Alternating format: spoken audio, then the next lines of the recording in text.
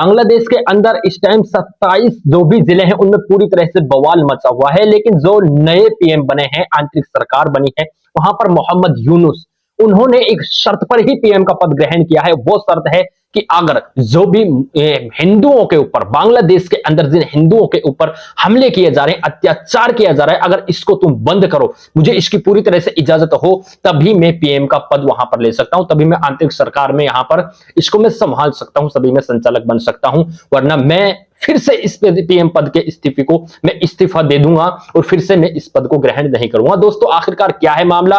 पूरी तरह से जब से ये इस बांग्लादेश की लड़ाई, ये आज आंदोलन ये बांग्लादेश में हो रहा है, ये किस वजह से हुआ है, आखिरकार कौन लोग करने वाले हैं, क्यों शेख हसीना को वहां से भागना पड़ा, आप लोगों को पूरी प्रक्रिया 1971 से लेकर, क्योंकि बांग्लादेश पहले पूर्वी पाकिस्तान के नाम से जाना जाता था, क्योंकि इस पर पाकिस्तान का ही राज था, इसलिए पाकिस्तान ने इसको पूर्वी पाकिस्तान का नाम रखा हुआ था। लेकिन जो आजाद हुआ था 1971 के बाद में, जिस तरह से इसमें मामला चला है, बात 1971 से लेकर 2024 तक की आप लोगों को एक एक बात करके बांग्लादेश की समझाने वाला हूं। दोस्तों, 26 मई 1971 को जब पाकिस्तान से कब्जे को हटाकर बांग्लादेश अलग से नाम बने, जो कि इस देश को नाम दिया गया था, 26 मई 1971 को पाकिस्तान से आजाद हुआ बांग्लादेश और इसका नाम अलग से पूर्वी पाकिस्तान से हटाकर इसको बांग्लादेश रख दिया गया है।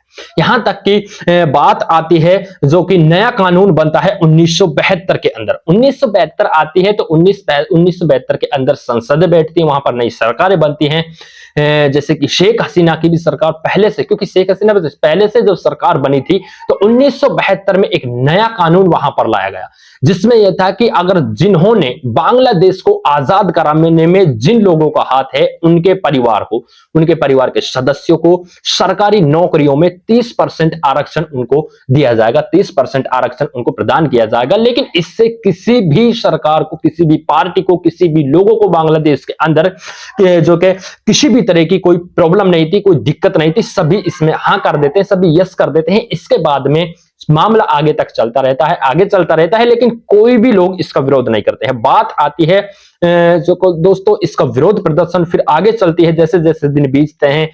1972 से जब आगे का समय आता है, 1800 चलती है, 2000 बात यहां तक आ जाती है कि लोग इसका प्रदर्शन करना, हल्का हल्का सब विरोध करना शुरू कर देते हैं।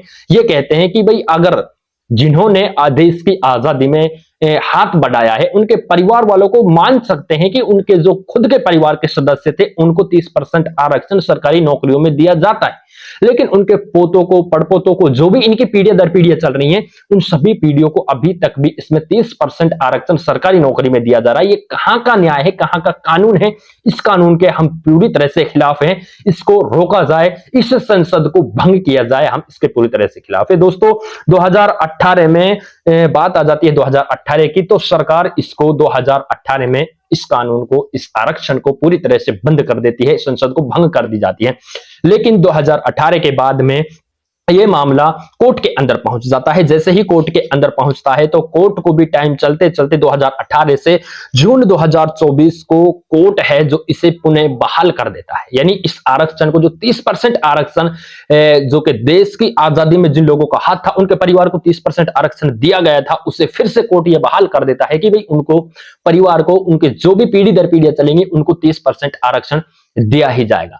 दोस्तों, मामला यहां तक आ जाता है, फिर बड़ा बवाल शुरू हो जाता है। जैसे ही लोग, युवा बांग्लादेश के लोग कोर्ट के इस फैसले को सुनते हैं, तो बांग्लादेश के अंदर बड़ा बवाल करना शुरू कर देते हैं। जून 2024 से आगे धरना प्रदर्शन वहां से शुरू हो जाता है। दोस्तों, 15 जुलाई 2024 की बात है, जो कि वहां पर ढाका यूनिवर्सिटी है, वहां पर छात्र छात्राएं हैं, तो वहां पर जो भी गुट हैं, कुछ लोग, तो कुछ छात्र और छात्राएं तो वहां पर शेख हसीना की पार्टी में शेख हसीना को सपोर्ट करने वाले थे, और कुछ उसके आरक्षण है उसका विरोध करने वाले थे। लेकिन काफी ज्यादा लोगों में, उन छात्रों में आपस में, वहां बांग्लादेश के अंदर अलग प्रदर्शन चल रहा था, लेकिन इस बात को लेकर ढाका यूनिवर्सिटी में भी छात्र छात्राओं में आपस में जो कि जंग शुरू हो जाती है। काफी ज्यादा जो कि छात्र छात्राएं वहां पर घायल भी होते, बताया जा रहा है 100 से ज्यादा वहां पर छात्र छात्राएं घायल हुए हैं। यहां तक की बात नहीं रुकती है कि आगे चलकर भयानक बवाल उनमें शुरू हो जाता है।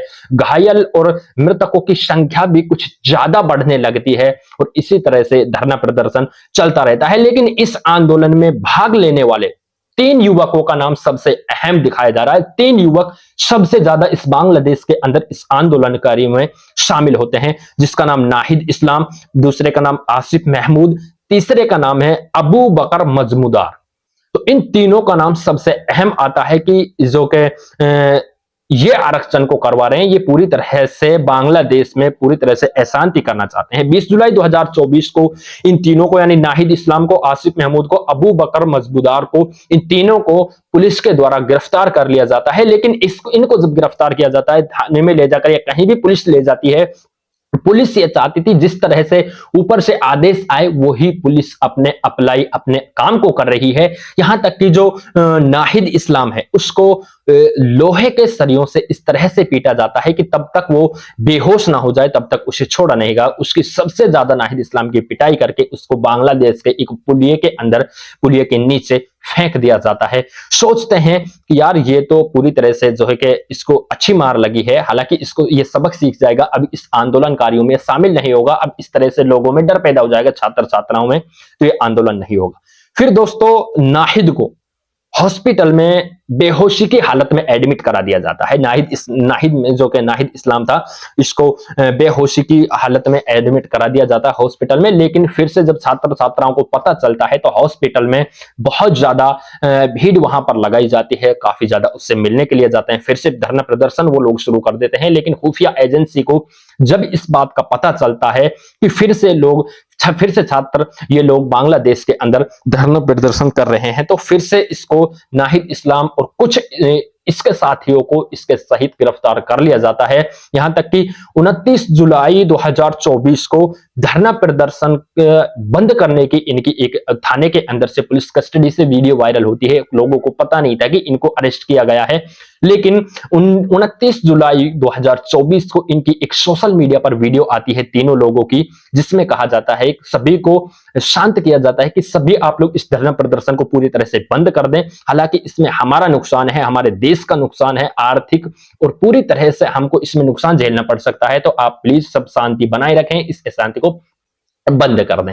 तो इस तरह से जब लोगों के साथ में, लोगों के पास सोशल मीडिया के जरिए ये पैगाम पहुंचता है तो काफी ज्यादा लोग इसको शांत कर देते हैं, इसे पूरी तरह से बंद कर देते हैं, धरना प्रदर्शन करना भी बंद कर देते हैं। लेकिन फिर से पुलिस कस्टडी से इनको छोड़ दिया जाता है। 2 से 3 दिन बाद में फिर से इन नाहिद इस्लाम के और जो तीनों लोग थे जो मेन थे इस आरक्षण में, उन तीनों को इस आंदोलन में शामिल थे, तो तीनों की फिर से 29 जुलाई के 3-4 दिन बाद में एक सोशल मीडिया पर फिर से एक वीडियो वायरल होती है, जिस वीडियो में ये कहते हुए नजर आते हैं कि पुलिस ने हम पर दबाव बनाया था, पुलिस ने हमको मारा था, पीटा था, इस वजह से हमने दबाव में आकर ये वीडियो सोशल मीडिया पर पुलिस कस्टडी में रहते हुए बनाकर वायरल किया था कि आप आरक्षण को, इस आंदोलन को आप बंद कर दें, जो कि देश में नुकसान झेलना पड़ रहा है, ये हो रहा है। लेकिन हमको जबरन वो वीडियो बना करके सोशल मीडिया पर अपलोड किया गया। जब यह वीडियो धीरे धीरे सोशल मीडिया पर वायरल होता है, फिर से उसको छात्र सुनते हैं तो छात्रों में आक्रोश पैदा हो जाता है। सभी छात्र फिर से धरना प्रदर्शन करना शुरू कर देते हैं।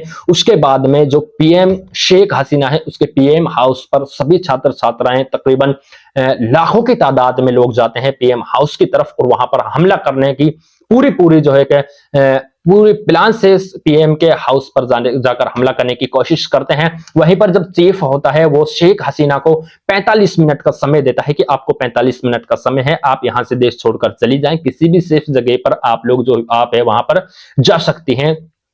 लेकिन जब 45 मिनट मिलती है तो 45 मिनट में उस शेख हसीना अपने आर्मी के हेलीकॉप्टर के अंदर बैठती है और वो सीधी वहां से उड़ान भर के भारत के उत्तर प्रदेश के गाजियाबाद के अंदर आकर अपनी शरण ले लेती है। हालांकि बताया यह भी जा रहा है कि शेख हसीना ने कई देशों से शरण भी मांगी थी, लेकिन शेख हसीना को उन देशों की तरफ से शरण नहीं मिली थी। इस वजह से भारत के उत्तर प्रदेश के गाजियाबाद के अंदर शेख हसीना आकर अपने हेलीकॉप्टर को उतारती है, फिर से हेलीकॉप्टर बांग्लादेश के अंदर चला जाता है। लेकिन शेख हसीना के जाने के बाद में कुछ लोगों ने शांति तो कर दी, उस आंदोलन को बंद कर दिया, लेकिन फिर भी कुछ लोग नहीं माने। कुछ लोगों की तादाद जो वो धरना प्रदर्शन करने वाले थे, दो गुटों में बंटकर आधे लोग शेख हसीना यानी पीएम हाउस पर हमला करने के लिए जाते हैं। उसके जो कीमती सामान है, कीमती कपड़े हैं, जो भी सामान था सबको वहां से बाहर लाते हैं, उसकी जो के नाकदरी करते हैं। और कुछ लोग वहां से आधे लोग कुछ जो कि बट करके हिंदुओं पर हमला करने लगते हैं, उनके धार्मिक स्थलों पर हमला करने लगते हैं। इस तरह की सोशल मीडिया पर बताई जा रही है। हालांकि दो गुटों में बंटकर मामला शांत हो गया था, लेकिन उसके बाद बावजूद भी लोग दो गुटों में बंटकर हमला करना शुरू कर देते हैं। दोस्तों, बात यहां तक आ जाती है कि आगे जो शेख हसीना तो वहां से चली जाती है, लेकिन जो आर्मी का चीफ है वो उसका रिलेशन में बताया जा रहा है, उसका रिश्तेदार बताया जा रहा है। लोगों की तरफ से, छात्रों की तरफ से चीफ को भी यह मैसेज दिया जाता है, यानी उन्होंने ये पहले से ही मांग की हुई थी, छात्रों की मांग थी कि शेख हसीना अपने पीएम पद से इस्तीफा दे, इस संसद को भंग किया जाए। साथ ही एक बड़ी चेतावनी उस चीफ को भी दी जाती है कि अगर शेख हसीना पीएम पद से इस्तीफा दे देती हैं या देश छोड़कर कहीं भाग जाती हैं, आपको यह लगता है कि आप इसके बाद में देश को संभालेंगे, देश की कमान को पूरी तरह से संभालेंगे, तो ये आपकी गलतफहमी है, इसको आप पूरी तरह से दूर कर दें। हम आपको आर्मी का राज हम देश के अंदर, बांग्लादेश के अंदर नहीं चलने देंगे। इस वजह से चीफ को भी भारी धमकी लग जाती है, चीफ भी हिल जाता है। छात्र भारी मात्रा में आक्रोश थे। दोस्तों, मामला शांत हो जाता है, कुछ लोग यहां पर होते हैं, लेकिन जैसे ही ये भारत के अंदर आ जाती है, तकरीबन 8 से 7 दिन इसको समझ लिए भारत में हो चुके हैं। भारत को भी इससे नुकसान झेलना पड़ सकता है, क्योंकि भारत को और जो बांग्लादेश के रिलेशन है, जो आयात निर्यात के मामले हैं, उसमें भी कुछ भारी मात्रा में जो है कि वो जो कि जख्म हो सकता है। लेकिन बात यहां तक आ जाती है कि जो मोहम्मद यूनुस हैं, ये विदेश में थे, इनको पता चलता है, लेकिन आर्मी की तरफ से इनको मैसेज भिजवाया जाता है, इनको संदेश दिया जाता है कि आप देश के अंदर आ जाएं। फिर से अगर आप हमारे देश के आंतरिक सरकार के पीएम संचालक बनते हैं, तो आप क्योंकि एक अच्छे इंसान हैं। मोहम्मद यूनुस ने कई ऐसे बैंक खोले हैं जिनसे काफी ज्यादा गरीबों की मदद की है, काफी ज्यादा गरीबों की, करोड़ों लोगों की इसने मदद की है। लेकिन क्योंकि एक अच्छे इंसान है, इसको बांग्लादेश के अंदर बुलाया जाता है। लेकिन मोहम्मद जो यूनुस हैं, ये एक शर्त रखते हैं कि मैं एक शर्त पर ही इस देश के अंदर आ सकता हूं, संचालक बन सकता हूं। मेरी एक शर्त है कि अगर जो वहां पर अराजकता ये फैली हुई है, जो यहां पर अशांति तुमने अशांति बनाए रखी है, जो लोग हिंदुओं पर हमला करते हैं, अल्पसंख्यक लोगों पर हमला कर रहे हैं, इस हमले को पूरी तरह से बंद किया जाए, तभी मैं पीएम का पद संभालूंगा। मुझे पूरी तरह से इजाजत होनी चाहिए, वरना मैं इस पीएम पद के इस्तीफा देकर बेहतर हूं अपने फिर से इस काम को मैं करूं, यानी मैं मेरे काम पे हूं, उसी पे रहूं। वो उसका काम तो उसका फिर भी चल रहा है, लेकिन उसको पूरी तरह से इजाजत दे दी जाती है।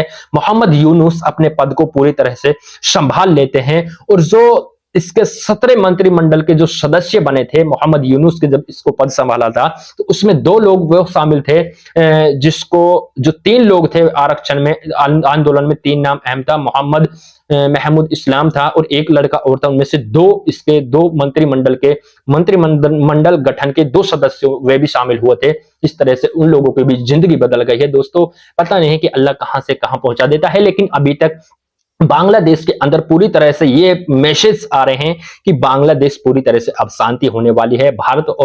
भारत के बांग्लादेश के रिश्तों में पूरी तरह से दखल नहीं आएगी, बल्कि भारत को भी इससे बड़ी राहत पहुंची है कि मोहम्मद यूनुस बांग्लादेश के पीएम पद पर बैठ चुके हैं। आखिर देखते हैं, कोई खबर आएगी तो हम आप लोगों को बताने की कोशिश करेंगे। अगर आप यूट्यूब चैनल पर नहीं हो तो पहली बार आए तो सब्सक्राइब करके बेल आइकन को प्रेस करें। कमेंट सेक्शन में बताएं कि आप लोग शेख हसीना को लेकर के क्या कहना चाहते हैं, मोहम्मद यूनुस को लेकर के क्या कहना चाहते हैं, बांग्लादेश की जनता को लेकर क्या कहना चाहते हैं, कमेंट सेक्शन में जरूर बताएं।